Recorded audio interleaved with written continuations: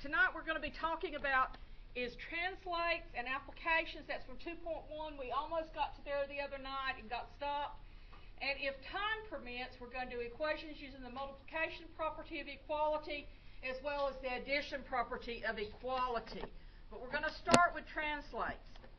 And the first thing that we're going to do here is we are going to take the following, and I want you to write down what the answer is to this and how you got it. And it's the sum of two numbers is 12. If one number is 4, find the other number. So I want you to take just a minute, find the other number, and jot down how you went about finding the other number.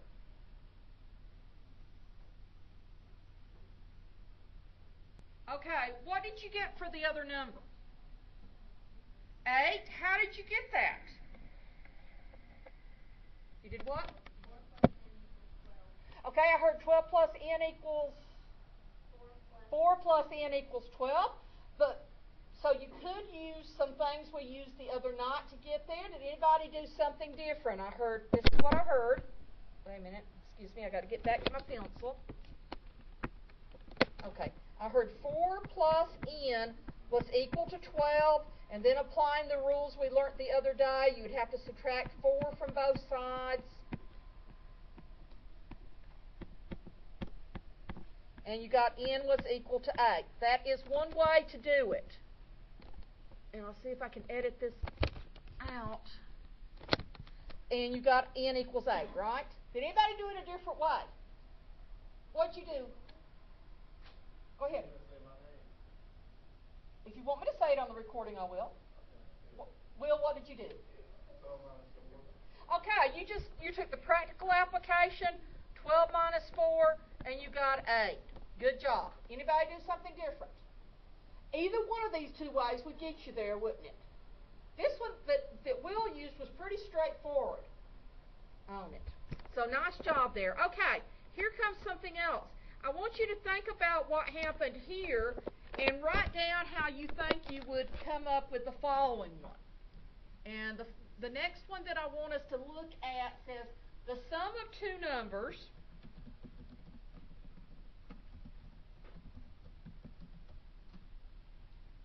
is 12. Well, we've heard that before, haven't we? If one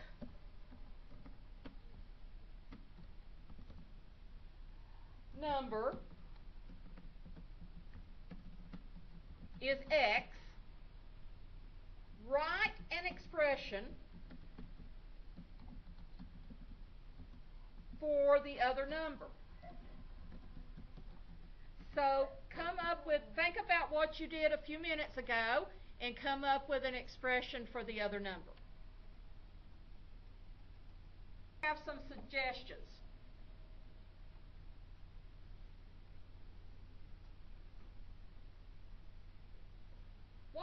Think about what Will did a while ago. He took 12 and subtracted the known number of 4, didn't he? So couldn't we use that same principle here to come up with an expression for the other number? If we take 12 and subtract our number, this time it's called n, it's a little bit more generic, but if we take 12 and subtract x, that's going to be the expression for the other number. I don't know what the other number is because it depends on what x is. But what he did a while ago, using just common sense, 12 minus 4 gave him 8, we can use the same thing here. The total minus the known. So the total minus x, in this case minus the unknown, would give it to us. Okay, let's try another one here. Here's the next one we're going to look at on this exercise. And looking at this one, it says that we have the sum of two numbers is 56.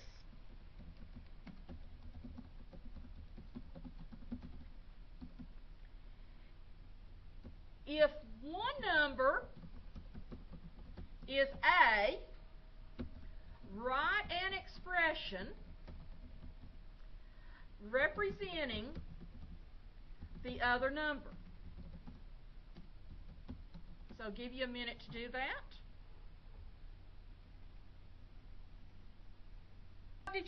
What did you come up with on this one?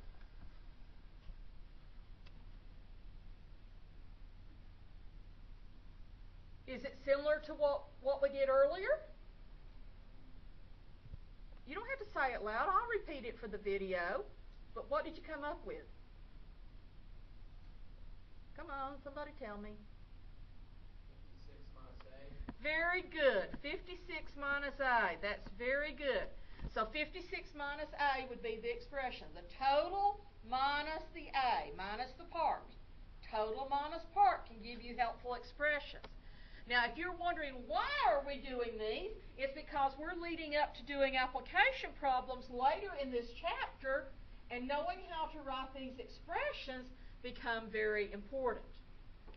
Okay, here comes the next one that I have picked out for us to look at tonight. And this one says that in a recent House of Representatives race in California, 49,489 more votes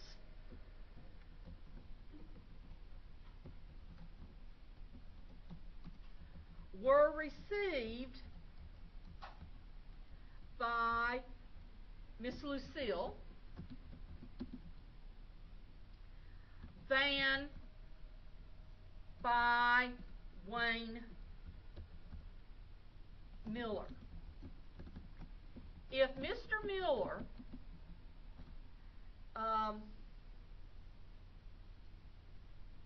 received N votes, how many votes did Miss Lucille receive? See what you can come up with on this one. Anyone want to give me an answer? 49,489 minus N. Okay, the answer I'm hearing is this, is 49,489 minus N. Do y'all agree or disagree with it? Will? Disagree. Okay, can you tell me what you got and why? 49,489 plus N. And why did you go with plus N rather than minus N?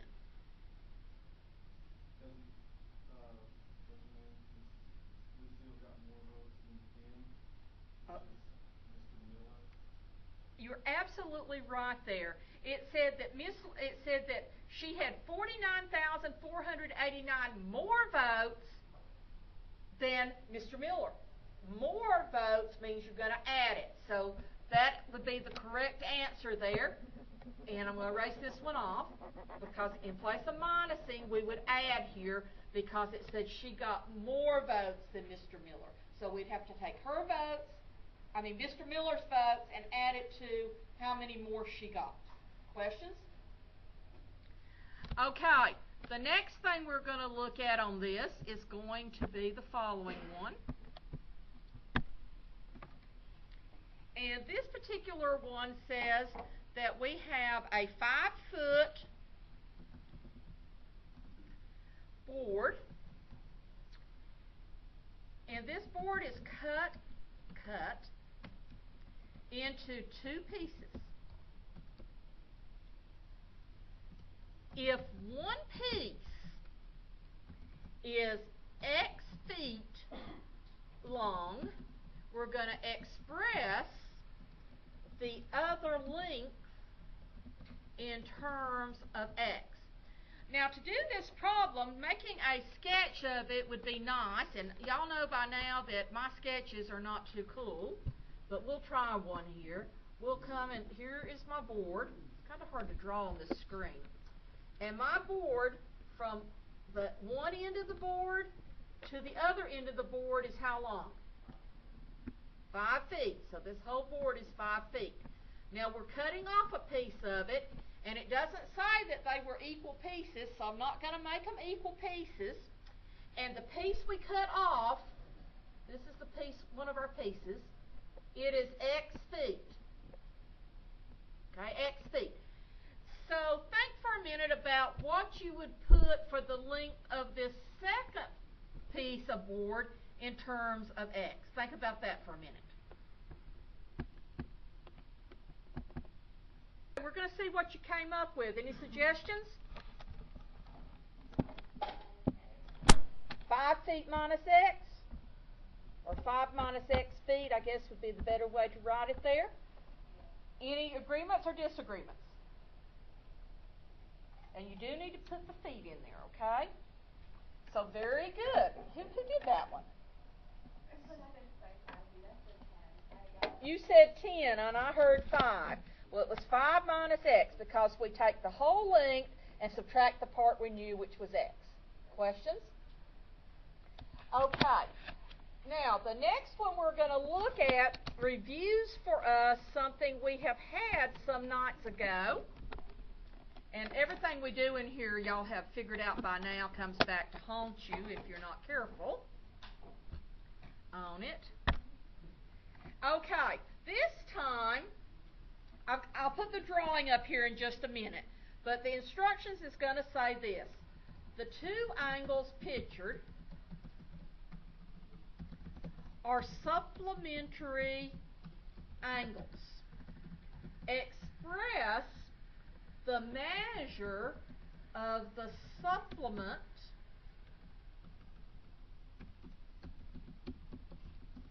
in terms of x. Okay, let's take a look at what this one's going to look like when we sketch it out. And where did my writing go? There it comes.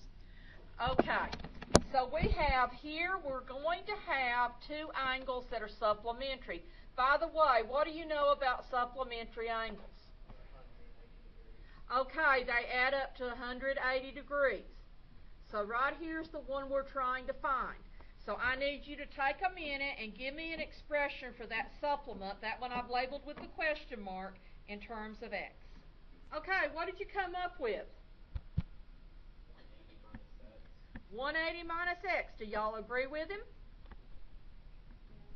And it's degrees, so you need to put the parenthesis in your dimensions of measurement as degrees out there. Questions?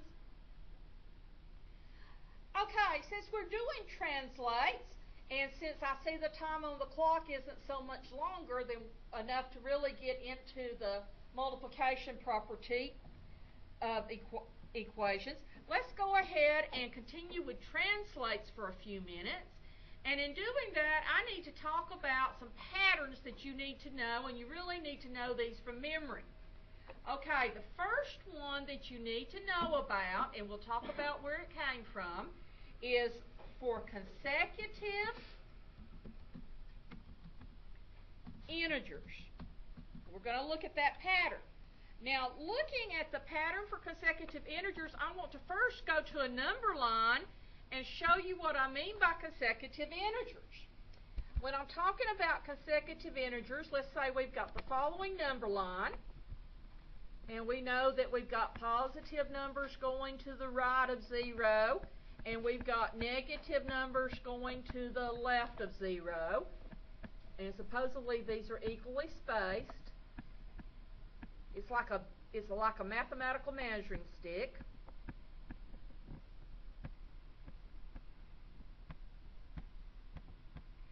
Okay, when I talk about consecutive integers, I'm talking about coming across this number line. Negative 6, negative 5, negative 4, negative 3, negative 2, negative 1, 0, 1, 2, 3, 4, 5, 6, 7, etc. are considered consecutive integers, okay?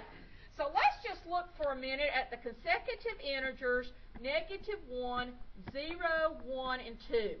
And let's look at taking steps on the number line. How many steps do I have to take from negative 1 to get to 0 on my number line? Okay, I take one step to the right. Okay, how many steps do I have to take from 0 to get to 1? From 0 to 1? 1. Okay, how many steps do I need to take to get from 1 to 2? 1. These consecutive integers are going up one more. To get from the first one to the second one, I took 1 step. Then I took 1 more step, and then I took 1 more step. So they're going up by 1 step each time. Keep in mind that they're going up by 1 step each time, because here's what's going to happen as we go to look at these consecutive integer patterns. Because they are going up by 1 step each time, what we'll do to get the pattern is we'll start off and we'll say, okay, our first consecutive, and I'm going to abbreviate it C-O-N-S-E-C, our first consecutive integer, we're going to let it be x. So our second consecutive integer is going to be 1 more. So it's going to be x plus 1. Then my third consecutive integer would have to be 1 more than that. What's 1 more than x plus 1? X plus 2. It's going up by 1. So what would be the fourth consecutive integer? X plus 3. What would be the fifth? X plus 4. What would be the sixth? X plus 5, and so on. But here's the pattern you have. Your first consecutive integer is going to be x. Your second is going to be x plus 1. Your third is going to be x plus 2. Your fourth is going to be x plus 3. Consecutive integers go up by 1. Okay? Now, we're going to take this a little bit farther here. And this time, we are going to look at the pattern for consecutive even integers. Now, let's go back to that number line for a minute, because the number line can help us see a lot of different things in mathematics. And looking at our number line, here is 0, here is 1, 2, 3, 4, 5, 6, going in the negative direction, negative 1, negative 2, negative 3, negative 4, and so on. Would you please name for me the even integers along this number line? The even ones. 2, 4, 6. Are there some other even ones on here? Negative 2, negative 4. There's still one you haven't got. 0. So the ones I have circled are the even integers along this number line. Remember, even integers always end in 0, 2, 4, 6, or 8. Okay, now, let's talk about stepping from one even integer to the next even integer. To get from negative 4 to negative 2, how many steps did I have to take? 2 steps. Okay, to get from negative 2 to 0, how many steps do I have to take? 2. Okay, to get from 0 to 2, how many steps do I have to take? 2. Okay, to get from 2 to 4, how many steps do I have to take? 2. Okay, to get from 4 to 6, how many steps? 2. I'm sorry, that yellow didn't do well, did it? Okay, now, the next thing we're going to do is look at the pattern for this. They're going up by how many each time? Okay, if it's going up by 2 each time, we're going to start out and we're going to say, okay, we're going to let the first, oops, that's not right, the first consecutive even integer. Consecutive's important because it tells us it's one after another. We're going to let it be x. And then for our second consecutive even integer, it goes up by 2, so it would have to be x plus 2. So what would the third consecutive even integer have to be? X plus 4. What would be the fourth one? X plus 6. What would be the fifth one? X plus 8. Okay, so that's a pattern you need to know. Right, if you haven't written that pattern down, be sure you do, because you're going to want to come back to it in just a few minutes. So go ahead and write it down.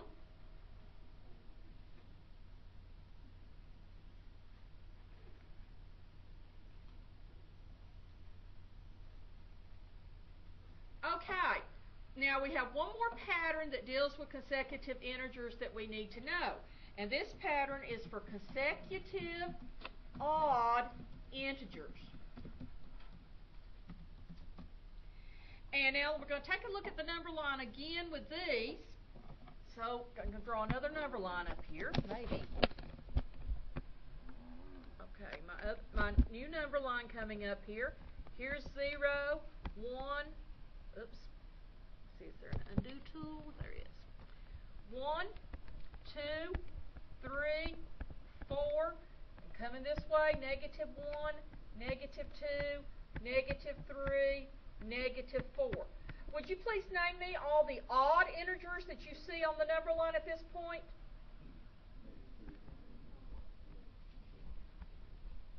Everybody agree?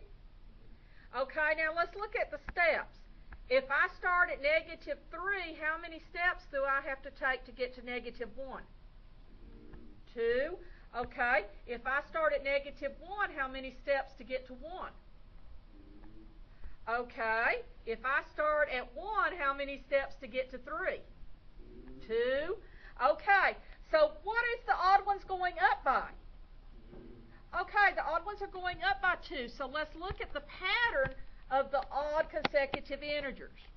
And so we're going to start out like we've been doing, and we're going to say we're going to let the first consecutive odd integer is going to be x.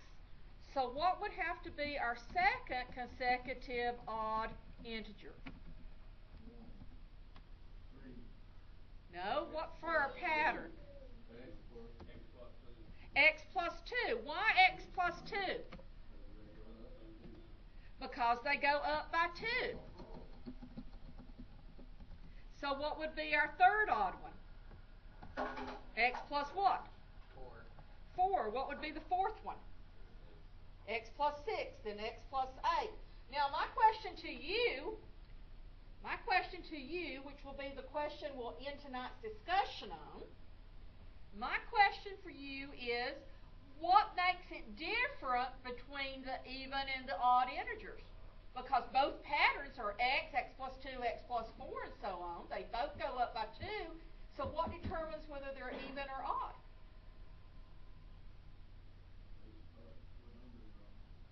Where you start, what number you're on. If you start with an odd, it stays odd. If you start with an even, it stays even.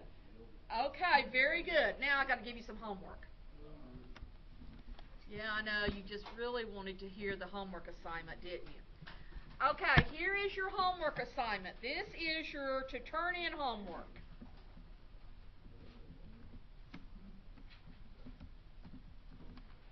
Okay, your to turn in homework is on pages 95 through 96. And I would like, and you got to show your work, folks, on these. Okay, I want you to do problem number 8, number 12, number 18, number 24, number 26, number 28, number 36, and let me move this so you can see them.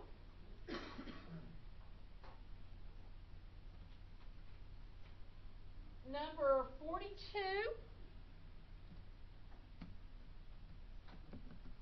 You want me to stop? Number 46. Oh, excuse me. Yes, 46. And number 54. Okay, now you're checking the back of the book. Your check in the back of the book is pages